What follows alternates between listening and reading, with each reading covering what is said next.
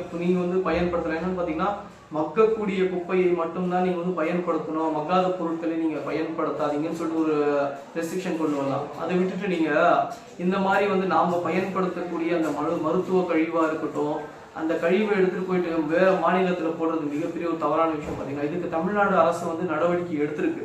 என்னன்னு பார்த்தீங்கன்னா, மத்திய சுகாதார வாரியத்துக்கு ஒரு கடிதம் எழுதியிருக்காங்க. தமிழ்நாடு சுகாதார வாரியம் அவங்க ஒரு கடிதம் எழுதியிருக்காங்க. என்னன்னு பாத்தீங்கன்னா, இந்த மாதிரி இவங்க இந்த இடத்துல அவங்க குப்பையை கொட்டிட்டு இருக்காங்க, இது கொட்டக்கூடாது, இது ஸ்டாப் பண்ணணும்னு சொல்லிட்டு இதுக்கு அந்த தேசிய பசுமை தீர்ப்பாயம் சொல்லிட்டு ஒரு இது இருக்கு. அது என்ன பண்ணியிருக்காங்க பாத்தீங்கன்னா, அவங்க கேரளா மாநிலத்திற்கு ஒரு செமையான ஒரு விஷயத்த செஞ்சிருக்காங்க. என்னன்னு பாத்தீங்கன்னா, 3 நாட்கள் டைம் கொடுத்துருக்காங்க. இந்த 3 நாள்ல நீங்க அங்க இருக்கக்கூடிய அந்த கழிவு பொருட்களை மொத்தம் நீங்க அகற்றணும். இதை அகற்றிட்டு நீங்க மறுபடியும்